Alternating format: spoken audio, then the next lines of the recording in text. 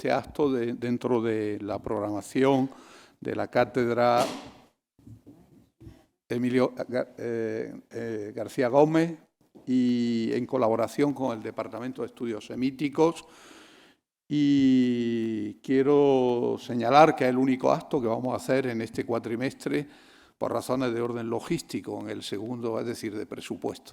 En el segundo cuatrimestre retomaremos la actividad que en los cuatrimestres anteriores tuvimos, que fue bastante frenética, y simplemente quiero anunciar que el día 14 y 15 de enero habrá algunas table rondes sobre la cuestión también de Palestina, que estamos preparando con otra cátedra, la Cátedra Domínguez Ortiz, en colaboración.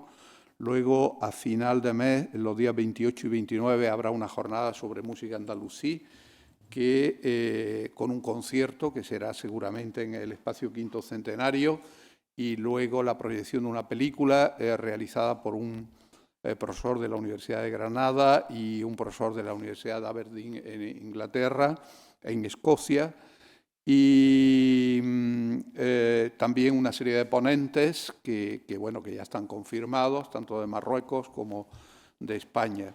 Será 2 días, el día 28 y el día 29, sobre música andalusí y su proyección hacia el mundo contemporáneo. hacia el mundo contemporáneo. Luego, el día 3 de febrero, habrá una conferencia de la profesora Yolanda Aixelá, del Consejo Superior de Investigaciones Científicas, que versará sobre Alucema y el Riz. Como saben, un lugar pues, cercano y lejano a la vez a nuestro entorno. Y luego José María Perceval, en el mes siguiente, el 4 de marzo, pronunciará otra conferencia sobre orientalismo. El profesor Perceval es autor de un reciente libro sobre el orientalismo en Ediciones Cátedra y él es un especialista también en moriscos y tendremos la fortuna de que esté con nosotros. Y ya en el segundo cuatrimestre, pues estamos igualmente preparando una serie de actividades interesantes y que espero que los atraiga, bien como estudiantes, bien como público en general. Bueno, yo quiero agradecer especialmente, dicho este avance de programación, a la profesora Carolina Braco, de la Universidad de Buenos Aires, que haya tenido la gentileza de prestarse a dar esta conferencia, y a la profesora Elena Arijita, del Departamento de Estudios Semíticos, que es una colaboradora estrecha de la cátedra y de numerosos proyectos ya hace tiempo, que hayan organizado, porque son realmente ellas las que han organizado este acto, que es un acto oportuno porque sabido es que la cuestión palestina está encima de la mesa. Yo me gustaría en el futuro, y también lo digo, venía pensando en el camino, sacar la cuestión palestina solo del conflicto actual, que ya es suficientemente grave y desagradable, y llevarlo hacia otros aspectos que aquí no se han tratado, como la cuestión drusa, como el sefardismo, de manera que abramos un poquito el marco comprensivo dentro de la barbarie que se ha producido de lo que son la pluralidad cultural dentro del próximo. De manera que no me cabe nada más que decir que muchas gracias a Carolina Braco, que ha aportado, yo creo, va a presentar la profesora Elena Arijita y bueno, yo creo que será una ponencia de gran interés porque es especialista justo en lo que va a hablar en el día de hoy. Así que muchas gracias, Elena, muchas gracias, Carolina. Muchas gracias, José Antonio, por permitirnos o por darnos el espacio de la Cátedra Emilio García Gómez y de la Madraza, este edificio tan imponente. Traer a alguien desde Buenos Aires no es fácil y eso ha sido posible gracias al proyecto de investigación en el que es investigadora Carolina, un proyecto de investigación español que se llama conceptos emancipadores en el Mediterráneo de la Universidad Autónoma de Madrid y de la Universidad de Murcia. Y esta conferencia pues, se ha hecho entre la Cátedra Emilio García Gómez, el Departamento de Estudios Semíticos y ese proyecto. Carolina vuelve a casa porque en realidad esta es su casa. Ella se formó en Ciencias Políticas en la Universidad de Buenos Aires y, bueno, pues como la persona curiosa que es, se marchó al Cairo y tuvo allí una experiencia fascinante entre los años 2007 y 2011 que le animaron definitivamente a proseguir con los estudios de doctorado. Para ello vino aquí a la Universidad de Granada, donde hizo el máster, que entonces era de nuestro departamento, ahora es de la Escuela de Posgrado, pero el máster en Culturas Árabe y Hebrea, y después el doctorado con una tesis titulada Imágenes e imaginario de las bailarinas en el cine egipcio. Es decir, su primera especialización es el cine y la cuestión de género, que en parte está plasmada en este libro. Y lo traigo porque es que es un libro que yo utilizo para la docencia. Aquí en Granada es, bueno, pues vamos a presumir de lo que podemos, ¿no? Es el único grado en el que se enseña el cine árabe y desde luego este libro es prácticamente un manual. Entonces le pedí que trajera algunos porque es una oportunidad para poder adquirirlo, aunque también me ha comentado que la Universidad Americana del Cairo le ha pedido publicarlo en inglés y también tiene otro proyecto con Palgrave para publicar en inglés la tesis doctoral, la evolución de la tesis doctoral. Aparte de eso, sus publicaciones se pueden consultar en la página de academia.edu. Ella es actualmente profesora en la Universidad de Buenos Aires, en donde imparte cursos de grado y posgrado en el grado de Historia, y es una de las, bueno, pues prácticamente de las poquísimas especialistas en estudios árabes. Bueno, ella se acercó al árabe desde el dialectal egipcio, que ya domina. Es una interlocutora con directoras de cine, con especialistas en cine, no solo en Egipto, sino también en Palestina y Líbano.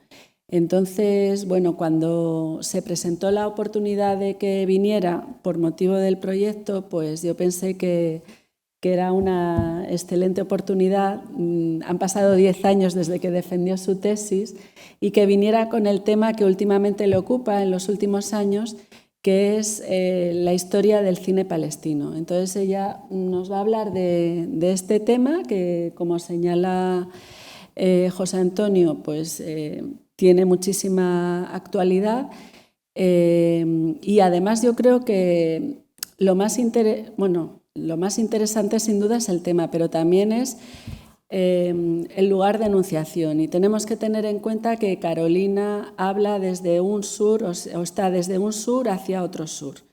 Y eso también es interesante. Entonces nos va a hablar también de cómo la cuestión palestina articula una respuesta crítica y una creatividad en Argentina. Y sin más, te doy la palabra. Gracias. Hola, buenas tardes. Bueno, primero agradecer a la Cátedra Emilio García Gómez y al Departamento de Estudios Semíticos y también, bueno, a Elena, tutora, colega y amiga, por tan cálida presentación y también a ustedes por estar presentes en el día de hoy. Como bien dijo Elena, mi idea es presentar hoy un avance de mis últimas investigaciones sobre cine revolucionario palestino y también en sus conexiones con el cine de América Latina, en lo que en algún momento se llamó el tercer cine o el cine del del tercer mundo. Por eso, luego de hacer una introducción al tema, voy a enfocarme específicamente en una experiencia cinematográfica a la que le he dedicado mucho tiempo y varios años de investigación, que es una película realizada por dos argentinos, Jorge Denti y Jorge Giannoni, y la participación de Manuela Generali en lo que fue Palestina, Otro Vietnam, una película filmada en Beirut en 1971. El cine palestino comenzó a configurarse como un proyecto nacional hacia fines de la década del 60 y comienzo de los años 70, como decía, en estrecho vínculo con los movimientos del cine del tercer mundo que ya se estaban desarrollando en otras regiones, principalmente en América Latina. Y por eso en ese marco comparte una estética militante y descolonizadora con el cine político que justamente se estaba desarrollando por aquellos años en América Latina, marcada justamente por una búsqueda de nuevas formas de representación ligadas a las luchas de liberación nacional que se estaban llevando en diferentes países de lo que entonces se llamaba el tercer mundo. Luego de la guerra de 1948, en la que la población originaria de Palestina fue masacrada y expulsada de su patria, y por eso conocida en árabe como la Nakba, la catástrofe, los palestinos se encontraban en una situación de completo desarraigo. Ya en la década siguiente, la idea de conformar una entidad política palestina empezó a tomar forma tanto en la retórica de los líderes de la región como también en la propia población palestina. Tras la resistencia popular a la ocupación israelí en la Franja de Gaza en 1956, un grupo de palestinos de Gaza, pero que estaban instalados en los estados del Golfo, fundaron Fatah, una organización independiente de los gobiernos árabes y también de los partidos políticos. Su ideología era simple pero convincente: tomar en manos de los palestinos la lucha por la liberación nacional y exigir el retorno de los refugiados. En 1964, por iniciativa del liderazgo árabe y la presión de la nueva dirigencia palestina, se va a crear la Organización por la Liberación de Palestina, la OLP, que nucleó a todas las facciones palestinas existentes y se constituyó como el único representante legítimo del pueblo palestino. Durante esos primeros años, voy a pasar la imagen. Ahí está. Durante esos primeros años, la Agencia de Naciones Unidas para los Refugiados de Palestina y Medio Oriente, la UNRWA por sus siglas en inglés, desempeñó un rol crucial en la configuración de las primeras representaciones internacionales sobre los palestinos, retratados como víctimas anónimas por medio de fotografías que apelaban a la compasión humanitaria, enmarcadas en una lógica visual propia del imperialismo liberal europeo. Estas imágenes, si bien respondían a intereses institucionales como la búsqueda de financiamiento, también sirvieron como prueba material de la existencia palestina frente al intento del borramiento sionista. Sin embargo, los palestinos tenían escaso control sobre estas narrativas visuales, hasta que, tras la guerra de 1967 y la reorganización de la OLP bajo el liderazgo de los grupos militantes, comenzó a gestarse un viraje. Las distintas facciones palestinas impulsaron sus propios medios de comunicación, prensa, afiche, fotografía, cine, artes escénicas y plásticas, como herramientas para afirmar una identidad colectiva emancipada y establecer vínculos internacionales con otros movimientos revolucionarios. Así, el arte pasó a ser una práctica política fundamental para disputar el relato dominante y para reclamar agencia simbólica en la lucha anticolonial. En 1968, la Revolución Palestina, que oficialmente había comenzado en 1965, se vio revigorizada por la victoria sobre el ejército israelí en la batalla de Al-Karameh. Ese mismo año, bajo los auspicios de Fatah, se crea la Unidad de Cine Palestino, fundada por Mustafa Abu Ali, Zulafa Jadallah y Hani Shawere. Con los precarios equipos que tenían, sus integrantes comenzaron a fotografiar y a filmar la vida cotidiana de los refugiados y las actividades militares que empezaron a desarrollarse en Jordania, en Siria y en Líbano. En 1969, la Unidad de Cine Palestino filma su primera película, No a la Solución Pacífica, donde se reflejaba la reacción palestina a lo que se llamó el Plan Rogers. Al año siguiente, la Unidad de Cine Palestino cubrió los enfrentamientos entre las milicias palestinas y el ejército jordano que precedieron a las masacres en los campamentos de palestinos de Jordania llamadas Septiembre Negro.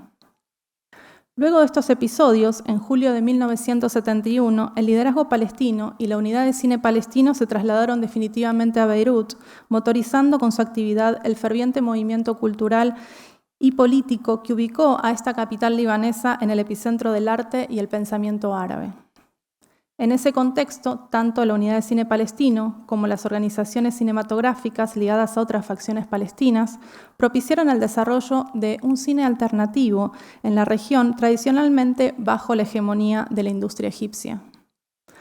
Uno de los objetivos de este nuevo cine, necesariamente militante, era crear una narrativa propia que desafiara al orientalismo cinematográfico de algunos realizadores que narraban la propia realidad posicionándose por fuera de ella.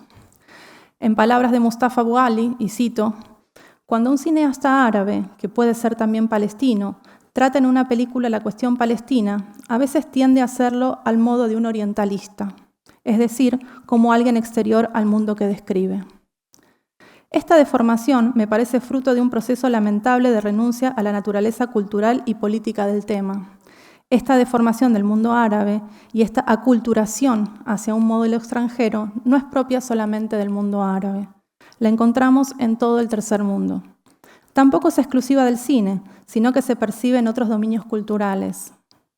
Nos enfrentamos a un problema complejo, al que no podremos encontrar una solución si no comprendemos el sentido del colonialismo en todas sus formas, y especialmente en su forma cultural. Para entender la revolución, necesitamos también desarrollar nuestra comprensión del proceso de liberación y de la liberación cultural. El cine revolucionario, al igual que la cultura revolucionaria en general, debe participar en la lucha contra este fenómeno del orientalismo, afirmando al mismo tiempo la identidad de aquellos valores locales que son progresistas y a la vez promoviendo la emergencia de nuevos valores revolucionarios. Al favorecer la aparición de estos valores, inventaremos un arte y crearemos una estética que al realizar este programa enriquecerán el patrimonio de la humanidad con formas nuevas, capaces de aportar al conjunto del cine revolucionario internacional. Fin de la cita. Este comentario de Mustafa Abu Ali es de 1977. El cine palestino buscaba así, de esta manera, luchar contra el fenómeno del orientalismo y también de la aculturación, afirmando una serie de valores sociales propios a través de la creación de una estética revolucionaria que lo hermanaba con los otros cines del tercer mundo que estaban surgiendo en otros lugares. Esta afiliación, sin embargo, no implicaba una homogeneidad en las formas ni en las estrategias. En 1969, los argentinos Fernando Solanas y Octavo Getino escribieron el manifiesto hacia un tercer cine, que llamaba un cine de descolonización. El manifiesto y la película La Hora de los Hornos del mismo año, que llevaba además como consigna la frase de Fanon, «Todo espectador es un cobarde o un traidor», tomada también por el director sirio Omar Amiralay en su película La vida cotidiana en un pueblo sirio de 1974. Omar Amiralay, además, fue quien tradujo el manifiesto de Solanas y Getino al árabe, aunque en realidad la versión traducida al francés tuvo más circulación entre los directores de los países que habían sido colonizados por Francia y que manejaban esta lengua. Una de las personas que leyó el manifiesto y que se interesó por analizar las diferencias que había entre América Latina y el mundo árabe fue Ferit Bouguedir, que en su análisis de 1979, es decir, 10 años después de que se publicó el manifiesto, escribió un texto sobre la influencia del manifiesto de Solanas y Getino en el mundo árabe y subrayaba que la principal diferencia entre la teoría del tercer cine latinoamericano y el cine de intervención producido en África y el mundo árabe radicaba en los contextos históricos y coloniales que lo moldearon. Según Bouguedir, mientras que en América Latina se enfrentaron procesos de colonización y neocolonización, principalmente económicos y políticos, las sociedades árabes fueron objeto de una colonización total, que implicó una fractura profunda en su identidad cultural y lingüística. En consecuencia, muchas películas árabes se enfocaron en afirmar una identidad cultural que, desde una mirada externa, podía parecer nacionalista o incluso folclórica, pero que respondía a una necesidad urgente de reconstrucción poscolonial. Boughedir cuestionaba el idealismo romántico del Manifiesto de Solana Sigetino, que proponía un cine de guerrilla capaz de reemplazar las armas por cámaras, y planteaba que, en contraste, los cineastas árabes más comprometidos optaron por una estrategia paciente y constante, lo que él denominaba la política del grano de arena. Finalmente, recuperaba una idea central del propio Fernando Solanas, que el tercer cine debía adaptarse a cada realidad local. Así, una película que parecía moderada en un contexto podía ser profundamente subversiva en otro contexto. De allí que muchos cineastas de la región trabajaran preguntándose hasta dónde podían llegar su cine sin ser censurado y experimentaban formal y políticamente para empujar ese límite cada vez más lejos. Esta búsqueda por ampliar los márgenes de lo posible llevó a que numerosos directores árabes encontraran en la OLP un espacio de refugio creativo y político, especialmente aquellos que no podían filmar libremente en sus países de origen debido a la censura.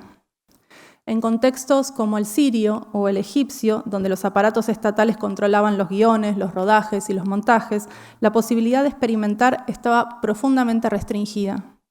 Al mismo tiempo, sin embargo, la causa palestina era instrumentalizada por los regímenes árabes como un emblema de legitimidad popular, lo que paradójicamente generaba también espacios, aunque acotados y contradictorios, como el caso, por ejemplo, del director que mencioné anteriormente, Omar Amilalai, cuya película Vida cotidiana en un pueblo sirio fue financiada por el organismo de cine sirio y, sin embargo, luego fue prohibida y hasta el día de hoy está prohibida en Siria. Pero, sin embargo, algunos cineastas pudieron acceder a recursos estatales y de esta manera producir obras innovadoras como el propio Omar Amilalai. En este escenario, el cine palestino se posicionó de manera transversal entre los aparatos públicos emergentes de la industria regional y las redes de solidaridad internacional, dando lugar a experiencias de coproducción que desbordaban los marcos nacionales y articulaban una estética y una política de liberación común. Voy con este. Como ejemplo sintomático de esta época se puede mencionar esta película, la película Los Engañados de 1972, dirigida por el egipcio Tawfik Saleh, producida por la Organización Nacional de Cine Sirio y filmada en Irak y Siria, y basada además en la novela del escritor palestino Ghassan Kanafani, Hombres en el Sol, que narra la historia de estos tres hombres palestinos que intentan cruzar la frontera entre Irak y Kuwait. La novela estaba inspirada en un hecho real en el que 40 inmigrantes murieron sofocados en un tanque al querer cruzar la frontera kuwaití. Los hechos se ubican temporalmente en 1958, 10 años después de la Nakba, con personajes que representaban a aquellos palestinos que habían abandonado la idea del retorno y que buscaban soluciones individuales. Los Engañados es la sexta película de este director sirio Tawfik Saleh, realizada durante una carrera tumultuosa pero profundamente política. Saleh trabajó en varios países árabes, incluyendo Siria e Irak, siempre comprometido con la causa palestina, por lo que fue apodado el Sinbad del cine árabe.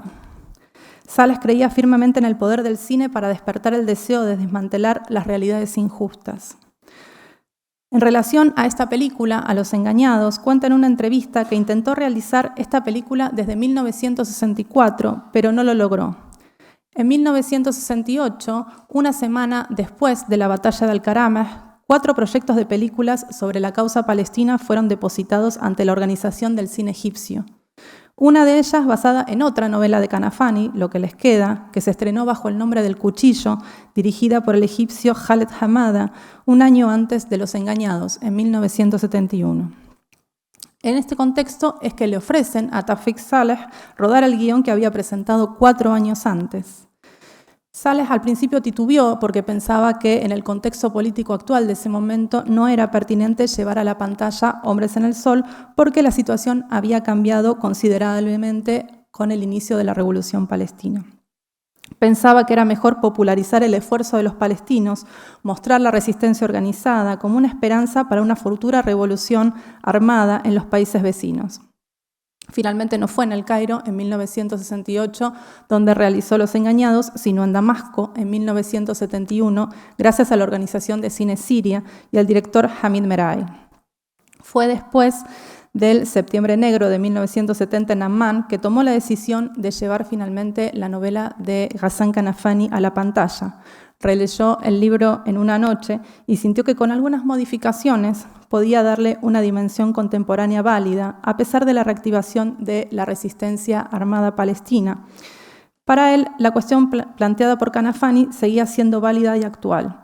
El tema de la película, tal como lo concibió en ese momento, era la necesidad de elaborar una estrategia justa para combatir a Israel y crear una Palestina laica y democrática.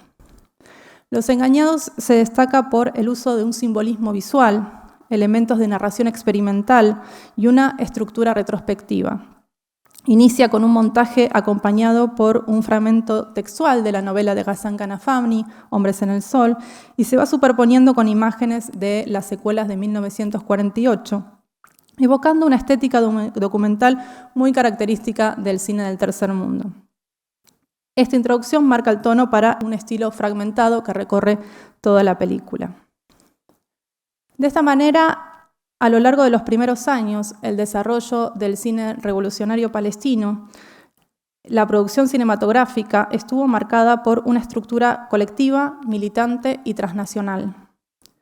Tal como señalaban y señalan los propios integrantes de las instituciones cinematográficas vinculadas a la OLP, el número de cineastas palestinos propiamente dichos era muy limitado, y en el contexto de Beirut apenas se contaba con 11 técnicos involucrados activamente. Sin embargo, esta reducida nómina no se consideraba una limitación, ya que se promovía una visión colaborativa en la que la autoría individual se subordinaba al proyecto colectivo. En este sentido, nombres como el de Mustafa Abu Ali muchas veces aparecían en los créditos, no solo por su labor creativa, sino también por su rol organizativo dentro de la institución.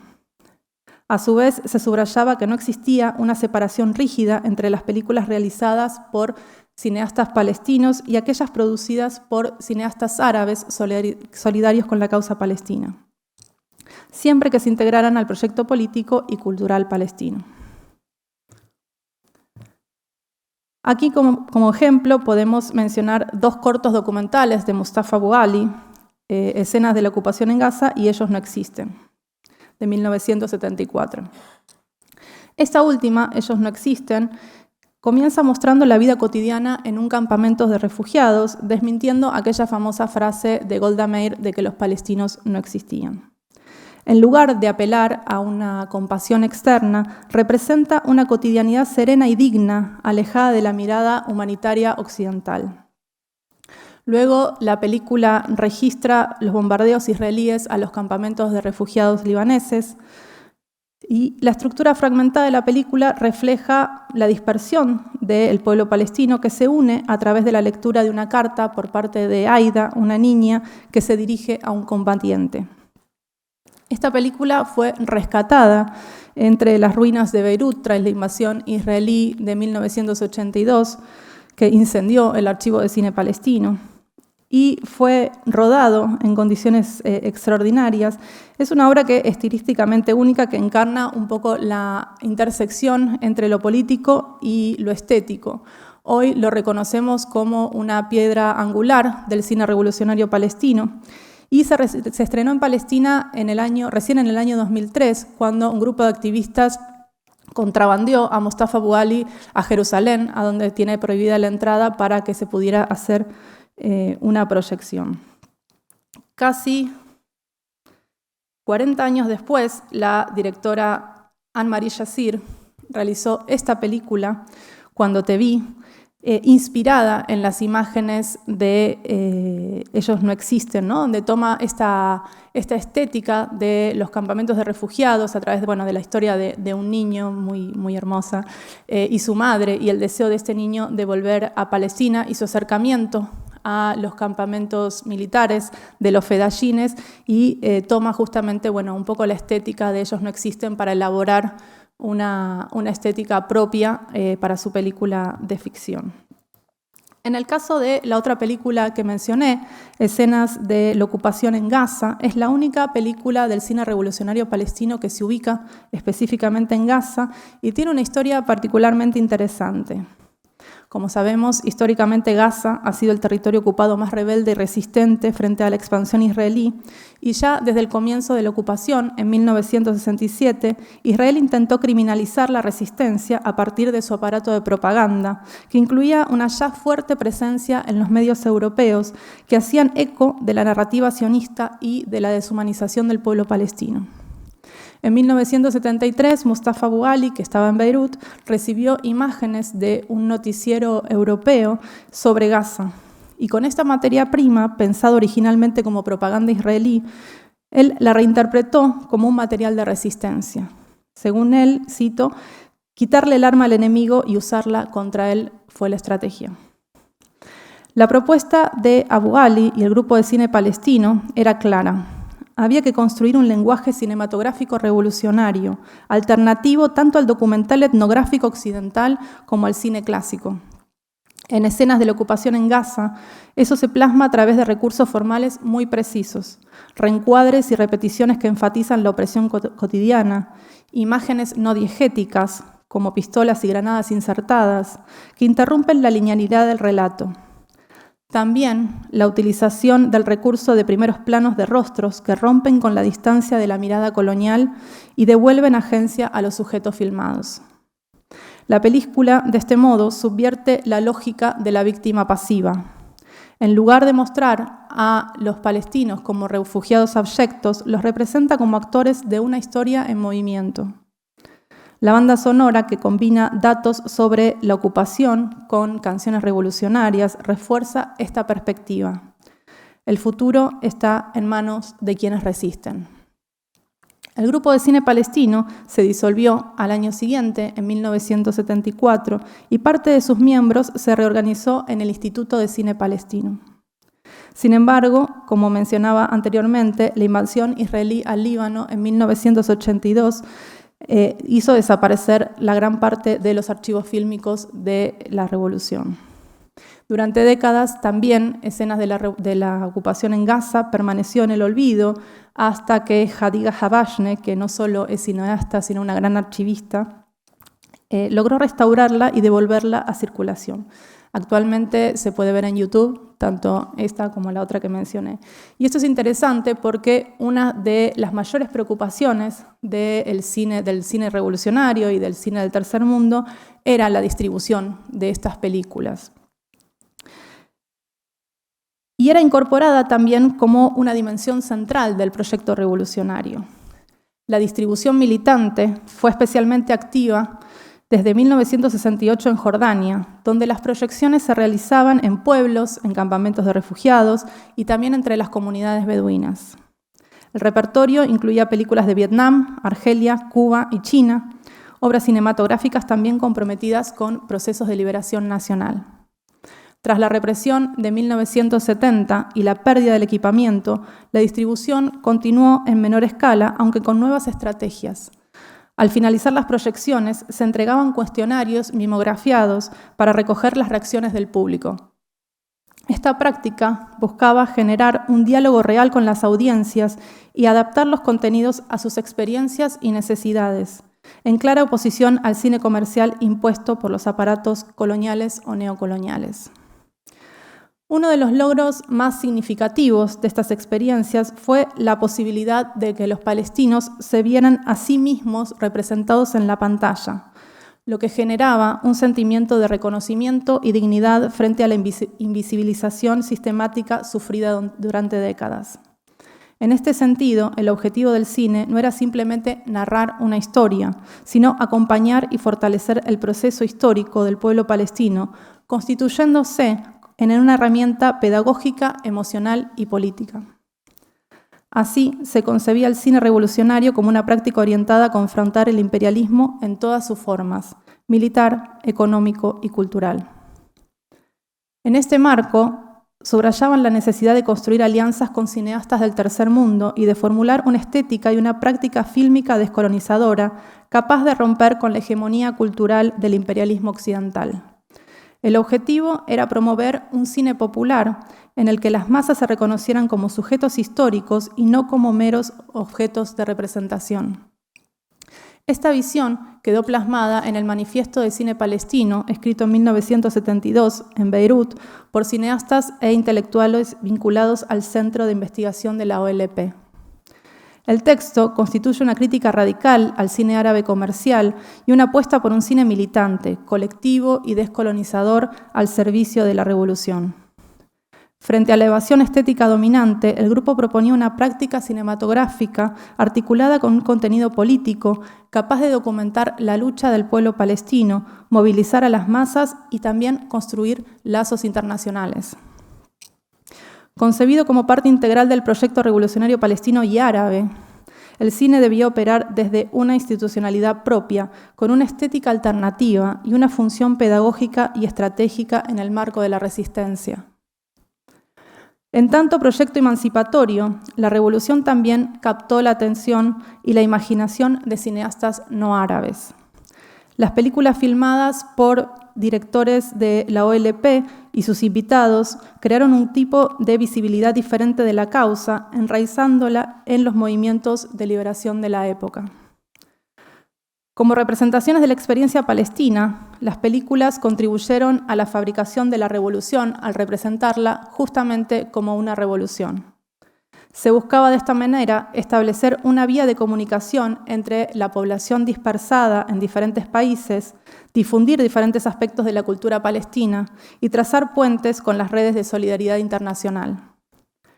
El interés internacional por la revolución palestina no se limitó al campo artístico, sino que fue acompañado por el despliegue de una diplomacia revolucionaria por parte de las facciones palestinas, especialmente por Fatah, que buscaban consolidar redes de solidaridad en Europa y los movimientos de liberación nacional en el tercer mundo. En el caso francés, esta labor fue facilitada por la experiencia y los recursos heredados del Frente de Liberación Nacional argelino. En este contexto, varios cineastas políticamente comprometidos de distintas partes del mundo viajaron a Jordania y al Líbano para presenciar de cerca las actividades de la Revolución Palestina. La mayoría de ellos realizó documentales que difundían los objetivos políticos del movimiento y documentaban su compromiso con la lucha armada. Sin embargo, algunos casos excepcionales propusieron una reflexión mucho más profunda sobre las relaciones entre política, imagen y circulación mediática.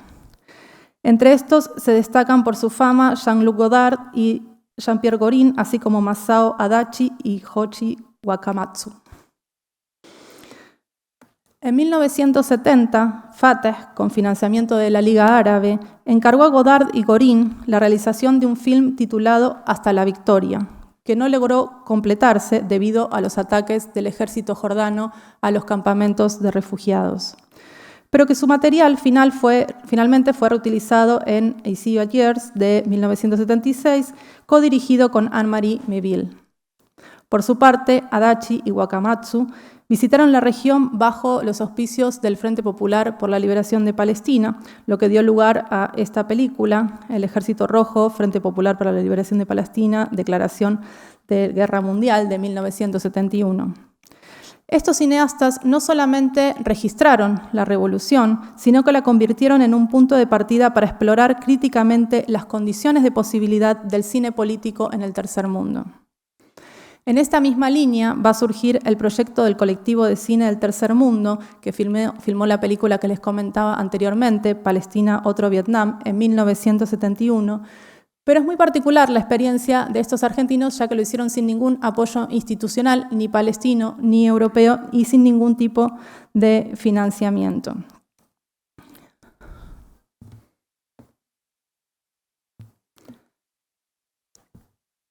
Estos argentinos, Jorge Denti y Jorge Giannoni, estaban en Europa a partir de 1968, exiliados de la dictadura de Onganía en Argentina, y se quedaron un poco desencantados tras el Mayo francés. De hecho, Jorge Denti había participado de un hecho muy conocido en Argentina, que es la toma de la Casa Argentina en París, y empezaron a buscar otro tipo de movimientos revolucionarios a los cuales pudieran acercarse. Y va a ser en ese contexto que Jorge Denti y Manuela Generali, su pareja suiza, se van a acercar a algunos militantes de Fatah y van a empezar a involucrarse en la lucha, en la resistencia palestina. Esto los animó a trasladarse a Beirut y se fueron en una furgoneta desde París hasta Beirut, atravesando toda la Europa oriental en ese momento. Les llevó mucho tiempo y llegaron a Beirut en 1970, donde estuvieron casi un año registrando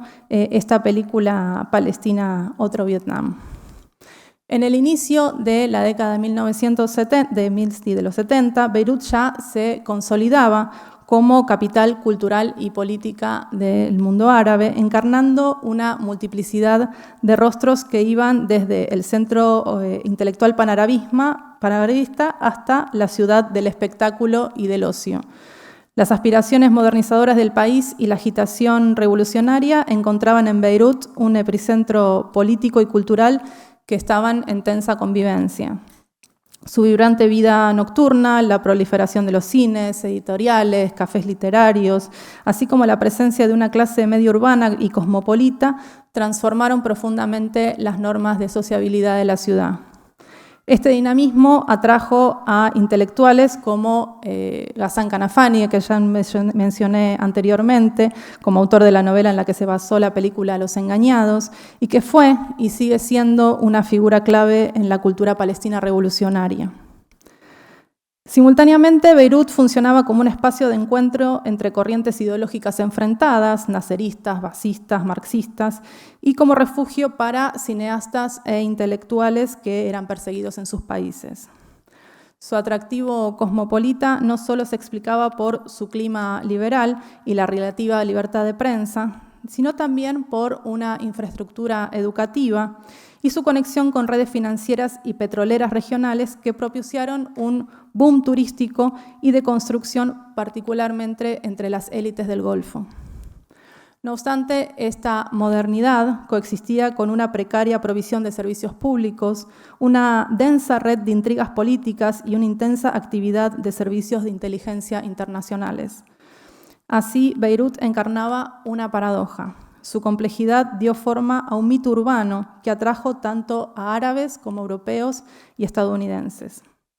Fue en este escenario de contradicciones que se movieron durante casi un año Manuela Generali y Jorge I y Jorge II, como los llamaban los palestinos, que los recibieron en su casa. Quienes los recibieron fueron Mustafa Abu Ali y Hadiga Habashne, que además de ser cineasta y archivista, ocupaba un rol destacado en la organización política de mujeres palestinas de Fatah y además fue la primera mujer palestina en dirigir una película. Se trata de Niños sin embargo, Atfal Welaken, filmado en 1979 y que también hace poco fue restaurado. En una entrevista que yo realicé con ella sobre esta visita de Jorge Denti y Jorge Giannoni, me contó, y la cito: mi esposo, Mustafa Abu Ali, los invitó no solo a comer. Esto es interesante porque, bueno, contaban que no tenían para comer. Era tan precaria la situación de los dos Jorges en Beirut que ni siquiera tenían para comer. Sigo con la cita. Sino que también los invitó a quedarse con nosotros en nuestra casa durante algunos días cuando estaban en Beirut. Yo había llegado hacía solo unos días de Amman, después de renunciar a mi trabajo allí para unirme a mi esposo y a la revolución en Líbano. Estaba fascinada por conocer a revolucionarios de América Latina y muy interesada en saber sobre los Tupamaros. Los Tupamaros fue un grupo revolucionario uruguayo. Les hablé del rol de las mujeres en la revolución, aunque no me moví con ellos durante su recorrido. Estaba muy ocupada como miembro de la Oficina de la Mujer, luego de que huyéramos de Jordania. En ese momento estábamos trabajando en reorganizar la organización política de mujeres dentro de Fatah, el Movimiento Nacional de Liberación, y también en reconstruir la Unión General de Mujeres Palestinas en los campamentos de refugiados y en los barrios populares. Creo que no le conté a ellos sobre estas tareas. Según recuerdo, el grupo estaba interesado en general en hacer un film sobre la Revolución Palestina, pero también mostraba un interés particular en el papel de las mujeres en la lucha. Fin de la cita. Según me contó Manuela Generali, que viajó con Denti y Giannoni a hacer la película, con la que también hice varias entrevistas, la estadía con esta pareja de palestinos duró casi un año, hasta que repentinamente un día les dijeron que ya no los podían proteger y que tenían que irse ese mismo día de Beirut. Partieron ese mismo día con el material filmado por tierra hacia Europa y allí recibieron la ayuda de Enzo Rossellini, el hijo de Roberto Rossellini, y su productora, la productora de la familia, San Diego Cinematográfica, que financió el montaje, el diseño sonoro y la postproducción. La película luego ganó un premio en el Festival de Cine y Televisión de Irak en 1973 y se estrenó recién en 1974 en Buenos Aires, en la conferencia del Comité de Cine del Tercer Mundo en 1974, que un año antes se había reunido en Argel. En ese momento, Jorge Giannoni, el otro Jorge, estaba recién llegado al país tras su largo exilio en Europa y estaba a cargo de la cinemateca de lo que fue el efímero Instituto del Tercer Mundo, que tenía sede en la Facultad de Filosofía y Letras de la Universidad de Buenos Aires. A pesar de ser una película muy corta, que dura solamente 22 minutos, Palestina, otro Vietnam, logra condensar de forma reveladora la percepción y el posicionamiento político del colectivo del Tercer Mundo respecto a la lucha palestina. Su potencia reside no solo en los acontecimientos elegidos y en la retórica maoísta que los estructura, sino también en el extenso periodo de convivencia que transitaron junto a la población palestina.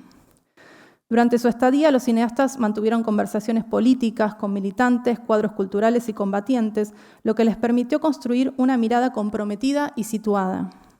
Según recuerda Jongedenti, estos intercambios les permitieron acceder a una cosmovisión profundamente movilizadora, difícil de captar desde una distancia meramente analítica. En este marco, el documental se erige como una obra singular dentro del cine internacionalista de la época. La lectura del contexto regional, el montaje de imágenes propias y del archivo de la Unidad de Cine Palestina, además únicas y que permanecen solo en esta película, dado el incendio que hubo de la Unidad de Cine Palestino y la pérdida de todo el acervo, con lo cual muchas de las imágenes que aparecen en Palestina, otro Vietnam, solamente existen en esta película. También la articulación de una narrativa descolonizadora y, en particular, el énfasis en el rol de las mujeres en el proceso revolucionario dotan a la película de una densidad política y estética excepcional. Estos elementos no solo reflejan la comprensión que el colectivo construyó en su experiencia de campo, sino que posicionan al film como una pieza fundamental en la genealogía del cine militante transnacional. El título elegido hace referencia al llamado del Che de 1965 de crear 2, 3, muchos Vietnams, e inserta desde el inicio a Palestina en línea con otros movimientos de liberación nacional del momento, destacando su carácter revolucionario y antiimperialista.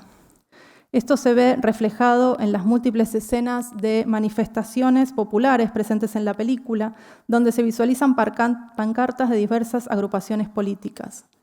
También se destaca la permanencia del imaginario panárabe, en decadencia ya desde 1967, presente a través de las múltiples pancartas con las imágenes del presidente egipcio Gamal Abdel Nasser.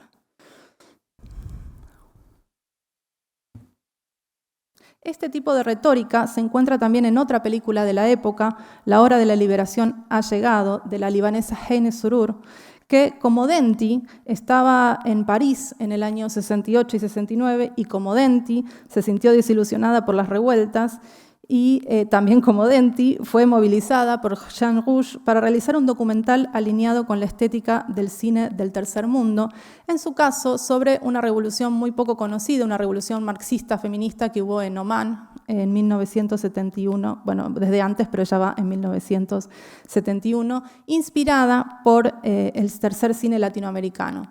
En una entrevista también que yo hice con ella me explicitó justamente la influencia que había tenido el manifiesto hacia un tercer cine de Fernando Solanas y Getino y la película La hora de los hornos, y de hecho el título de la película, La hora de la liberación ha llegado, es un homenaje a La hora de los hornos. En ambas películas, en Palestina otro Vietnam y La hora de la liberación ha llegado, filmadas las dos en 1971, La hora de la liberación ha llegado, está fechada en 1974 porque a Hane Surur le costó mucho conseguir el financiamiento para lograr la postproducción de la película, pero es de 1971. En ambas películas se denuncia la complicidad árabe con imágenes y frases contundentes, mientras que Surur llama al rey Hussein de Jordania el carnicero del pueblo palestino. En Palestina, otro Vietnam, esta complicidad se manifiesta en los testimonios de los sobrevivientes de los ataques de Septiembre Negro, donde las víctimas denuncian que el ejército jordano, en vez de atender a los heridos, los bombardeó. Quería mostrarles un fragmento de Palestina, otro Vietnam, que ya creo que deben estar muy curiosas y curiosos por ver, aunque sea vemos un fragmentito.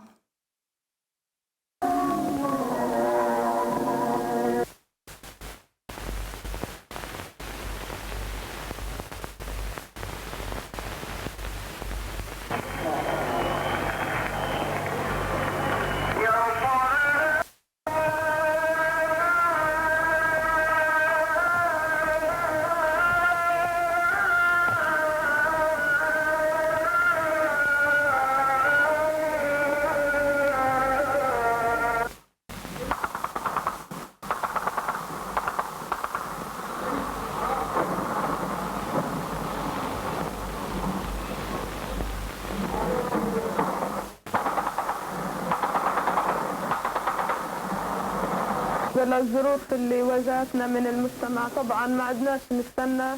For 20 years, we saw nothing but tragedy.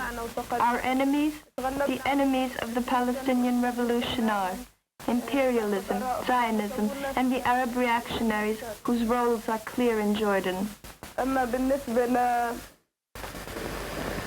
طبعا من هم أعداء الثورة اللي إحنا بنعادي هلا الصهيونية العالمية والإمبريالية والرجعية العربية في الأردن اللي عم بتهاجمنا وبتدبح شبابنا بدون أي ذنب.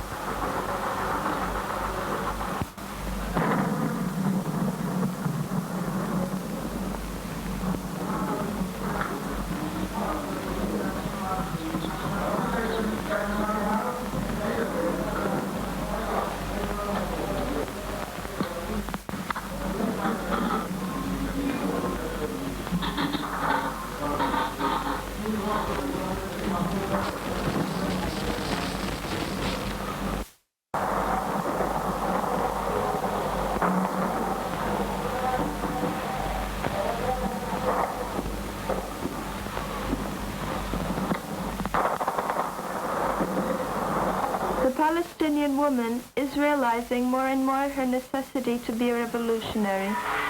The traditions and economic structure of the Arab society had put her in a position of inferiority and taken away from her any possibility of self-determination. In the struggle, she becomes self-confident. In the People's War, the participation of the Palestinian woman cannot be set aside. Without her, there would be no victory. She has an indispensable role in the armed struggle, in the political and social education of the community, and medical assistance, and in the provisions of the revolution.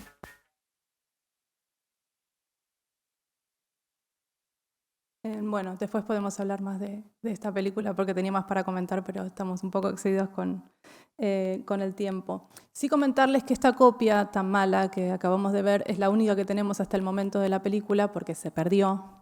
Y esta copia es una digitalización de un VHS que se encontró en una videoteca en Buenos Aires y de momento es lo único que tenemos. Actualmente, bueno, tanto Jorge Denti como Jorge Giannoni fallecieron y actualmente se está haciendo una recuperación del acervo de Denti que falleció en México, donde permaneció exiliado hasta la muerte y esperamos que aparezca. Dicen que hay una copia mejor, estamos esperando a ver si aparece. Bueno, a modo de cierre, comentarles que hace algunos años comenzó a haber un renovado interés en todo este cine y es por eso que también muchas de las películas que les comenté han sido restaurados y este retorno puede ser pensado cómo, bueno, en relación con la retórica del internacionalismo antiimperialista, que hoy miramos con un poco de nostalgia, pero también como parte de una necesidad contemporánea de volver a estas imágenes desde también las memorias de sus protagonistas, lo que enriquece la historia del cine militante y devuelve también al cine a su lugar como herramienta de emancipación y memoria. Esta potencia adquiere un cariz aún más urgente en el presente cuando la población palestina enfrenta una ofensiva genocida que ya acumula, como ustedes saben, miles de víctimas civiles y perpetúa un bloqueo que condena a la población al hambre y a la desposesión. En este escenario, el arte, el cine y la palabra no pueden permanecer en silencio. Entonces, recuperar su capacidad de denuncia constituye hoy una necesidad política y ética ineludible. Muchas gracias.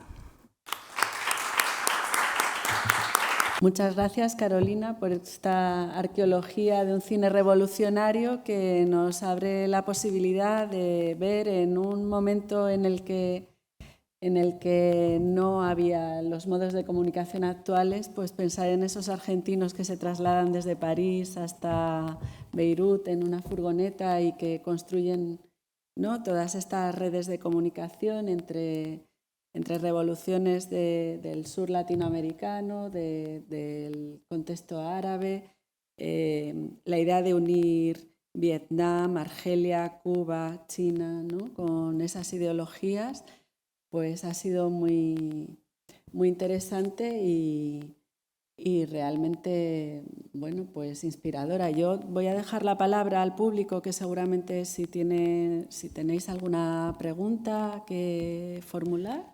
Pero, bueno, muchas gracias primero y gracias por la presentación, Carolina, que me hizo...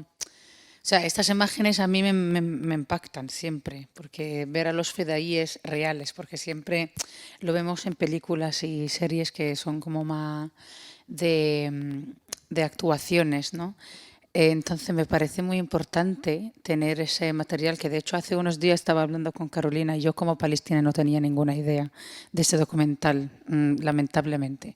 Así que te doy las gracias y me gustaría saber un poco más sobre la actualidad, si te has metido en el cine actual de Palestina, porque claro, están saliendo muchos documentales, películas.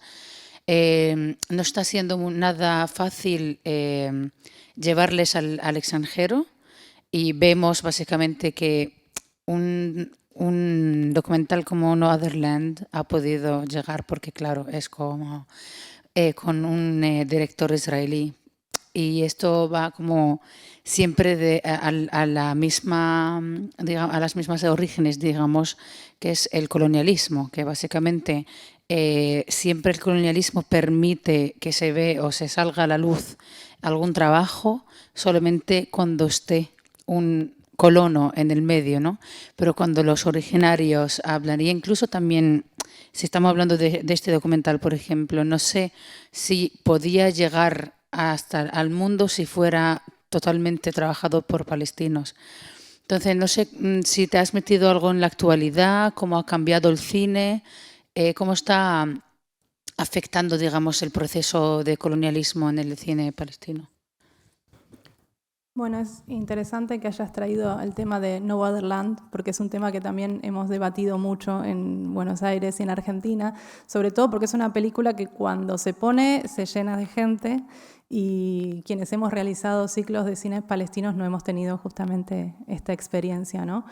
Creo que eso nos retrotrae a ese famoso llamado de Edward Said del derecho a narrar, ¿no? El derecho de los palestinos y de las palestinas a narrar su propia historia y no a ser narrados, y a cómo siempre es utilizado a veces como una especie de extractivismo cultural y político por parte de algunos directores para hacer sus películas, y no solo directores, sino también académicos, escritores y demás, que utilizan la temática para, bueno, hacer sus películas, sus libros y no comprometerse políticamente con lo que sucede en Palestina. Sí que en este último tiempo, bueno, lo que sucede en Palestina también sucede en otros países de la región, y es que es muy difícil al no tener organismos oficiales de financiamiento, poder lograr una película que sea 100% palestina, de producción palestina, como sucede en Egipto, Túnez y otros países de la región.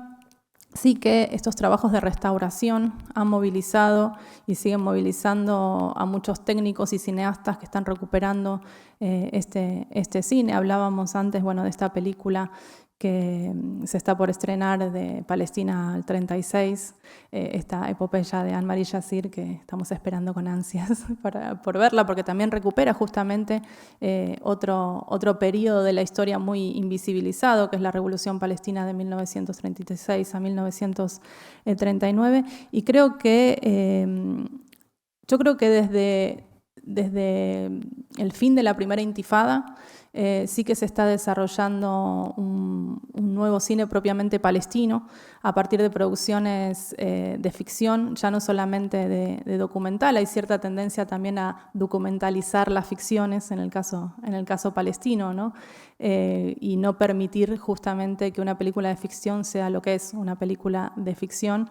Pero creo que hay trabajos de directoras muy interesantes, mujeres como Jocelyn Saab, como Anne-Marie Yassir, a quien mencionamos, como May Masri y muchas otras que han hecho escuela a partir también de su trabajo documental y que han tenido la posibilidad de hacer sus primeras producciones en el cine de ficción y que verdaderamente han marcado como una primera generación de mujeres palestinas directoras que está teniendo su legado. Por supuesto que el cine palestino es un cine que transcurre desde su inicio en circunstancias excepcionales y creo que también todas las imágenes que estamos recibiendo de Gaza muestran también un nuevo desafío a qué hacemos con esas imágenes, cómo se distribuyen esas imágenes, cómo se consumen esas imágenes y de alguna manera transforman un poco la forma de representación en el presente y de cara al futuro.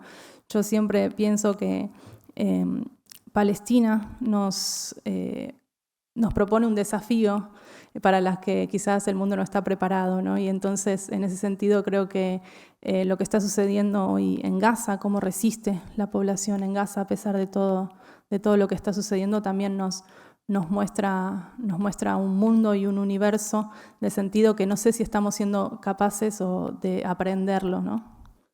No sé si respondí tu pregunta, pero me fui un poco por las ramas. Justo precisamente con esas imágenes y recuperando la película también, No Other Land, quería preguntarte sobre cómo ves que estas imágenes están enfocadas a mostrar hacia el ojo occidental este sufrimiento, pero la identidad palestina se termina transformando en una que sufre, pero no es nada más. Es una identidad de ciudades destruidas, de gente sufriendo, pero que no sabemos absolutamente nada más. Y me parece que eso también termina corrompiendo la imagen y pues la propia, es como esta percepción que se tiene de África, en Estados Unidos, de ¿qué es África? Pues gente sufriendo, pero no se identifica la gente con ellos, porque los ve como algo subhumanos incluso, a pesar de que no se tienda hacia ese racismo. ¿Cómo verías eso? Sí, es, como dice Mohamed El-Kurt, ¿no? Estas víctimas perfectas, ¿no? Como la muerte palestina se narra en voz pasiva, ¿no? La gente muere, las casas colapsan y no hay perpetradores, porque hay un contexto de impunidad estructural que hace que sea esperable que sucedan estas muertes, ¿no? Como, él hace una comparación con el clima, ¿no? Dice, en la radio dice, hoy va a ser tantos grados, no sé qué, murieron tantos palestinos, ¿no?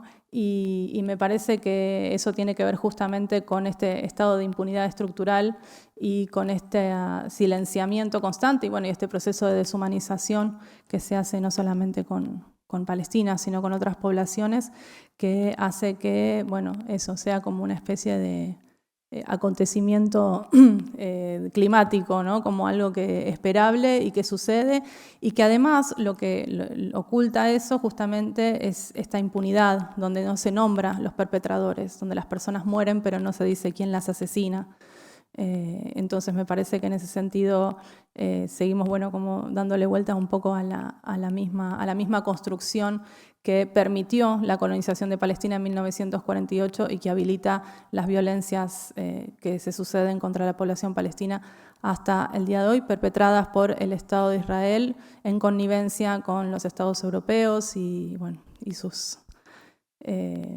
líderes, ¿no? También no hay que involucrar a las poblaciones siempre, sino a los líderes.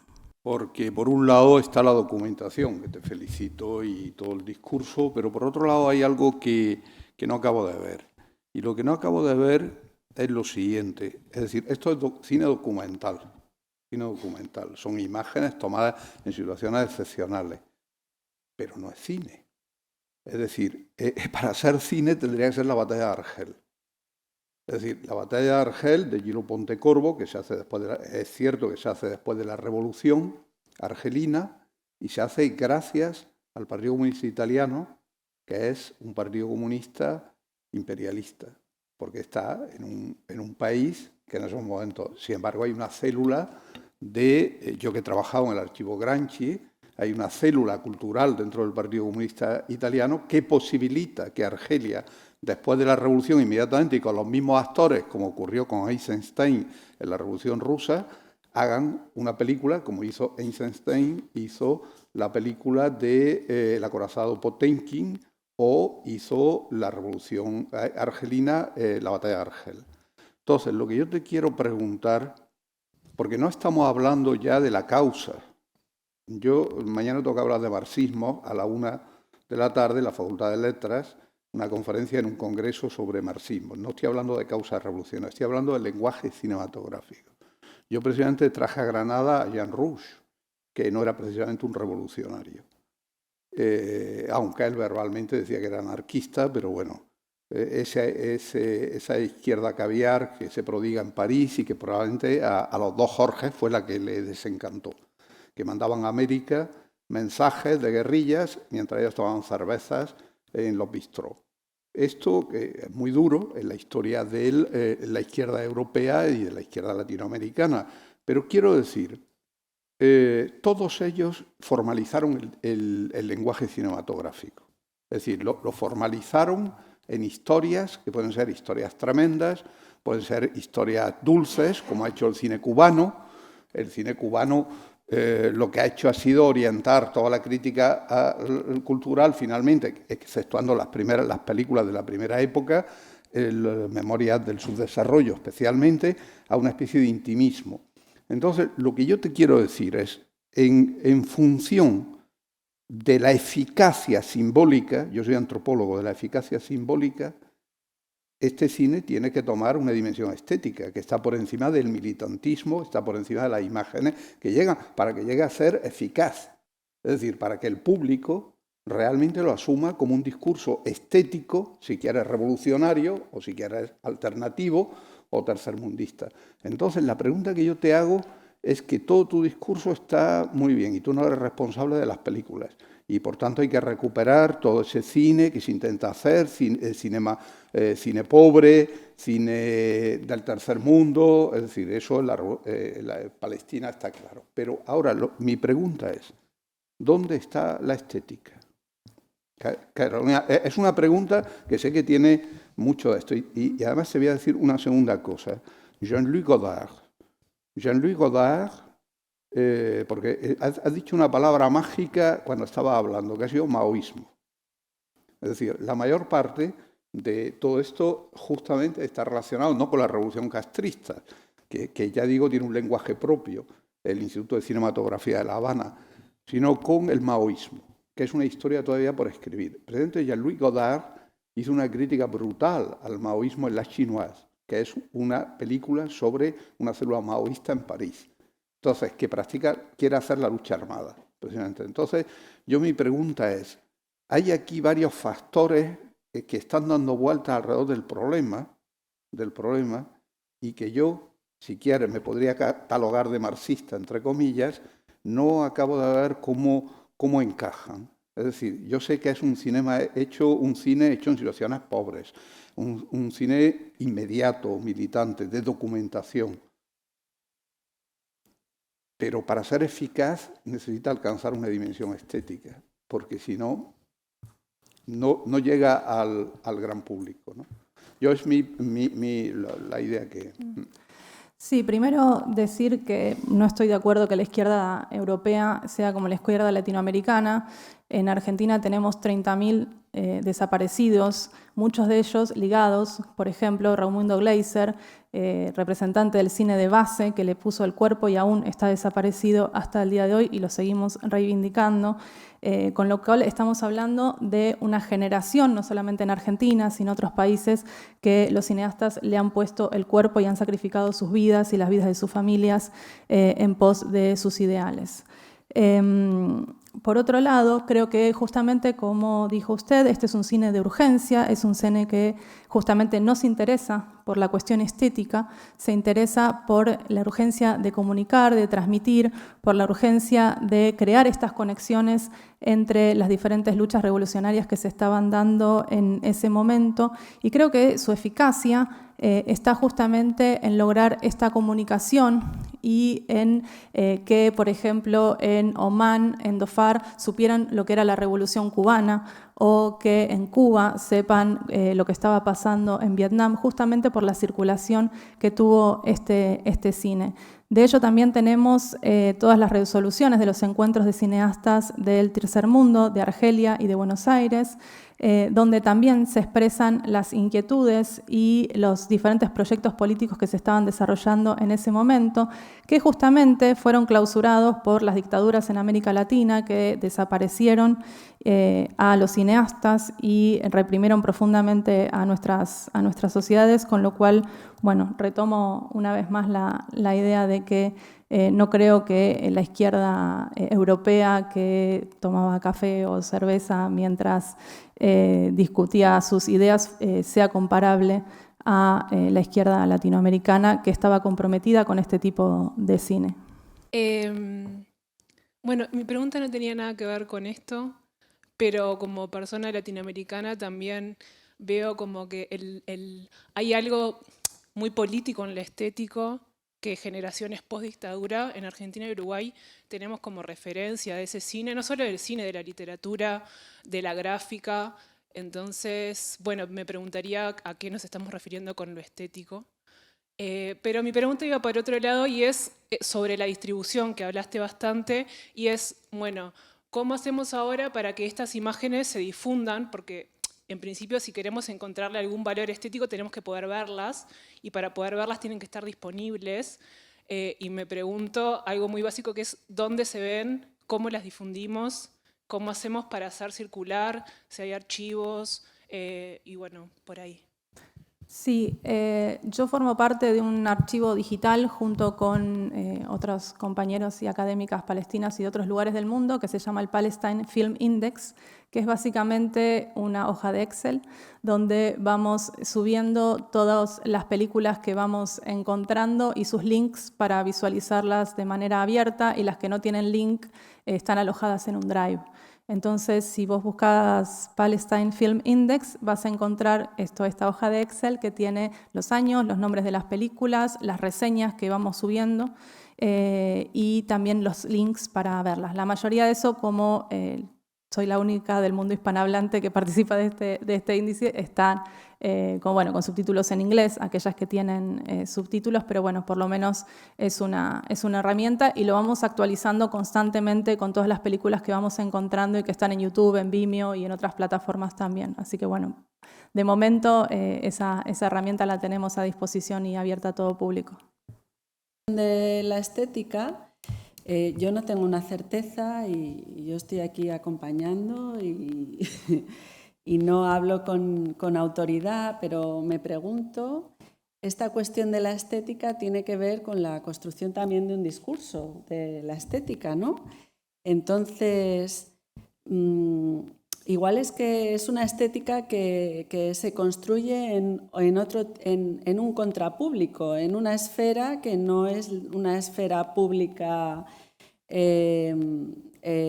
occidental, sino que se construye en espacios como fue en su momento el Festival de Cine de Cartago, donde se intentó construir un discurso de cine africano, Entonces creo que realmente sí que hay una estética de cine documental que es bastante interesante que en España se esté hablando de que se rompió la posibilidad de un cine documental con la censura del documental Rocío. Y claro, aquí no carecemos de ese contexto, ¿no? De ese campo que permite tener acceso a este tipo de discurso de cine revolucionario. Pero por otro lado también veo con sorpresa, y no sé cómo entender, que el último gran éxito bueno, no sé si es el último gran éxito de Hollywood, pero uno importante, sea una película sobre la revolución, una batalla tras otra, que utilice la película de la batalla de Argel como elemento ahí decorativo, pero también hay muchas imágenes que se ven en estos documentales que sí que es verdad que tienen es muy difícil encontrar, pero a veces los encuentras incluso en Wikimedia, en YouTube, poniendo palabras extrañas en buscadores y encontrando páginas rusas, etcétera, ¿no? Entonces, bueno, pues yo creo que existe, pero igual desde nuestro lugar desconocemos todo ese discurso y ese campo cultural que construye esta contracultura, ¿no? Y bueno, pues nada más, solo eso, como reflexión. Y bueno, hubo en su momento lo que era el Kino Pravda, el Cinema Verité, todo esto, que es el movimiento que pertenece a Jean Rouge, que es el intento de sacar todo ese cine documental y ficcionalizarlo en parte. Pero claro, lo convierten, por ejemplo, Rouge, cuando hace Noir y otras películas, lo que hace es, finalmente, yo lo tuve aquí en Granada, era un cine muy ya elaborado. Él no cogía la cámara y se ponía a sacar, sino que él lo que hacía era que lo procesaba. En fin, yo lo que creo que la batalla de Argel es un buen ejemplo, como el acorazado Potemkin, de lo que supone ficcionalizar un acontecimiento revolucionario con los mismos integrantes de esa misma revolución, porque el acorazado Potemkin están allí. Entonces, quizás le falte a Palestina, en mi opinión, esa gran película de carácter épico, que tiene que ser necesariamente épico, que yo desconozco, igual soy un ignorante, ¿no? Yo conocí a Alberto Elena también, que dedicó al cine del tercer mundo, pero quizás le falte que se elabore en estos momentos precisamente esa épica. Yo creo que eso es, y eso lo tiene que hacer alguien, ¿no? ¿Qué se está haciendo? Ya. Esta película que estaba mencionando, Palestina 36. Bueno. No, Palestina 36 se estrenó el día 31 de octubre. Bueno, está circulando la que acabáis de decir. Anne-Marie Yassir está haciendo esto muy bien, pues, y su cine está arraigado en esta estética. Claro. Pues la esperamos con mucha expectación. Muy bien. Gracias.